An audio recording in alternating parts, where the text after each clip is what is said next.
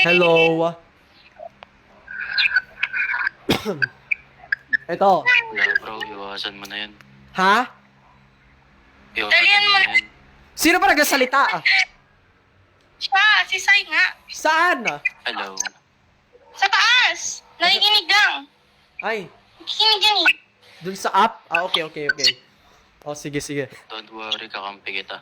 O, sige, thank you. Kung sino ka naman. Thank you, Thank you. Sino ba nagsasalita? Sino ba nagsasalita? Siya. Siya nga. Dun sa taas? Ako. Okay. Oo nga. Rooftop. Rooftop. O, sige. Siguro ayoko na bigyan siya ng third chance. Kasi pinakita na saan yung pagmamahal niya eh. Red flag. Beige flag. Boring relationship. Ang boring. Yung na sa kanya, tama na. Enough is enough. Boring, daming rason. Oh, daming reason. Fake news pa pala. Fake news. Sabi daw, pinagbawalan daw siya mag-boyfriend. Pero, after 5 days, nag-post siya sa TikTok niya na sabi, asking my classmate kung kanino ako bagay. Tapos na naman, September 13, 2024, sinabi niya sa akin, Love, hindi kita i-message dahil mag-focus muna ako sa pag-aaral niya. Maghintay ako for about 1 year. Ay, ang galing mo ah. Ano ako? Waiter? Ay, waiter tuloy. Ano ako? Ako si wait. I will wait you for about 1 year. Eto pa yung biggest what if ko. What if maghintay ako ng 1 year? What if maghintay ako for about 1 year? Tapos, nalaman ko na lang, meron na siyang iba. Oh, galing. Diba? Yeah. Niloko ka lang nun. Ayoko na. Ayaw na lang niya sabihin na ayaw na niya. Oo. Nagkagawa pa ng Ayoko na rin sa kanya. Nakakagigil na po. Ay. Diyos ko po. Okay, Muntik. magmura ka lang. Ayoko magbura. Ayoko. Muntikan na. Pero may preno yung aking bunganga. Ito. Sabi, Sa akin oh, kasi wala. what if Sa lang, akin wala eh. what if maghintay ako for about 1 year. After 1 year, nalaman ko na lang meron na siyang iba. Ang galing, sinayang ko lang yung wait ko. Sinayang ko lang yung paghintay ko. Kaya ayoko na maghintay. Mostly naman, pag-aaral, mag-focus siya sa pag-aaral. Okay, let me tell you something.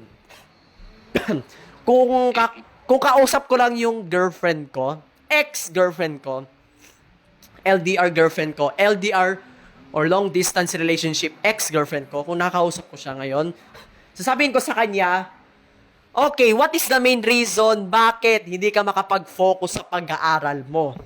So, it means na hindi pa siya ready magkaroon ng relationship. Why? I said, because wala siyang responsibility sa buhay niya. Wala siyang responsibility sa education niya at sa buhay at mostly sa relationship. Okay, number 1 is, bakit hindi siya makapag-focus? Ibig sabihin, puro lang inaatupag niya at hindi siya makapag-focus sa pag-aaral niya. Puro lang siya relationship. Kaya ito lang talaga napansin ko sa kanya. Kahit nasa school siya, kahit gumagawa siya ng project, kahit gumagawa siya ng assignment, todo text siya. Sabi ko sa kanya, love. Oy, Ayun, tumawag si Love Love. hoy, di siya yun. Yung mom ko lang, wait Hindi lang. ba? Okay. Wait lang. To, ulitin ko. Diba yan? Oo. Nagtitel pa tayo ng story dito eh. Okay, ito pa. Gora.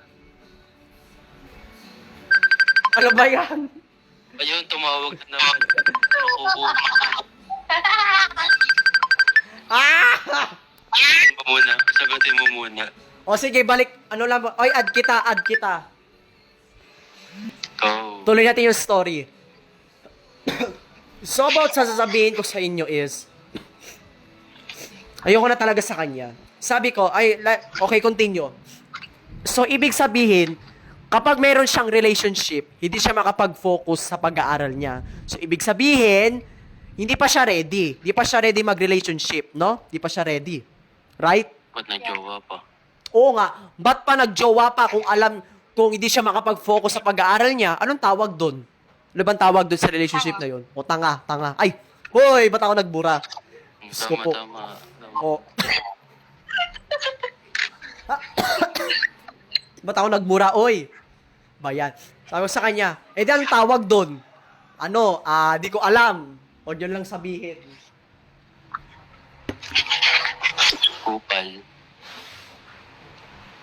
Sabi ko sa kanya, Oh. sabihin ko talaga sa kanya na wag ka mag-relationship hanggang nag-aaral ka pa. Wag ka mag-relationship. Kasi di mo pala kaya mag-focus eh. Tignan mo naman ako. Look me. Okay, listen to me. Meron akong relationship.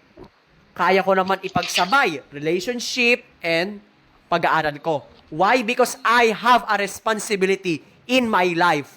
Mostly sa education. Ang tanong, yung ex-girlfriend ko ba, meron ba siyang responsibility sa education? Pag wala, sige, mag-focus ka muna sa education. Huwag ka munang magkaroon ng forever. Huwag ka munang magkaroon ng boyfriend.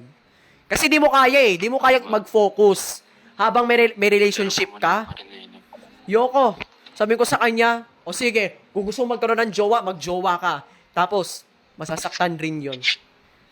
Diyos ko po. Yoko na sa kanya. Sasabihin ko sa kanya, kung nakakausap ko pa yung ex-girlfriend ko, sabihin ko talaga sa kanya, totally, huwag ka mag-relationship dahil nadidistracted ka pala. Nadidistract pala yung pag-aaral mo.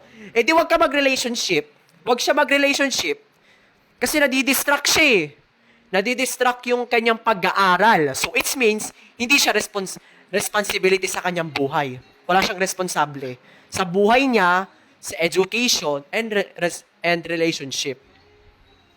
It means, natiti pa siya ready totally. Yoko na. Tama na, ang pangit na, ayoko na, at yung kanyang pagmamahal ay puro kasinungalingan galing kay Satanas. Ay, Diyos ko po. Same. Oy, wait lang muna. Oy, Yeah. kalma muna ako. Kalma. Ah, Diyos ko po, amen, Lord. Tawarin mo ko sa sinasabi ko. palma. Baby, kalma. Diyos ko po. Kaya sabihin ko talaga sa girlfriend ko na I hate you, ayoko na sa'yo, huwag ka mag-relationship dahil sa pinaka-ayoko is yung walang responsibility sa buhay. No? Pangit ang ganon, yung walang responsibility sa buhay. Dapat, alamin niya muna. Alamin niya muna lahat. Mag-ready muna siya. Pag magkakaroon ng isang relationship, dapat be ready. Be responsible, and ready. Yun lang. Yun lang pinaka-importante. Honest, loyalty, responsibility, and also green flag. Yung ex-girlfriend ko, puro na blah, blah, blah, fake reason. Diyos ko po. Yoko na sa kanya, puro fake reason. Sabihin niya na lang sa akin, love, ayoko na sa'yo. Yun. Perfect. Tell the truth. Wag yung lies. Diyos ko po, yoko na sa kanya. Puro lang kasinungalingan. Masakit. Puro na lang hurtful yung mga ginagawa niya. Di siya perfect na tao. Ayoko na rin sa kanya and I hate him so much. I hate her. My God. Diyos ko po, na-stress na naman ako dito. Ayoko na talaga sa kanya. Ayoko na, hindi na ako makipagbalikan. Kung babalik pa yan sa akin, ay nako. Diyos ko po, Mio, parang alam mo yung gusto kong kumuha ng isang galon ng holy water.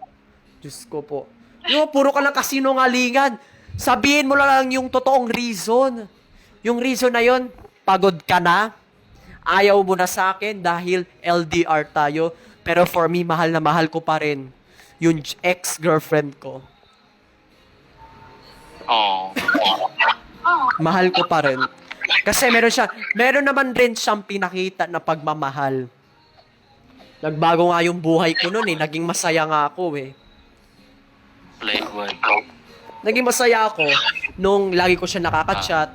Pero totally ayoko na. Hindi siya hindi ko deserve na maging kami. Hindi deserve. Nope. Hindi ko deserve na magkaroon ng kind of relationship. That's all. Ayoko na.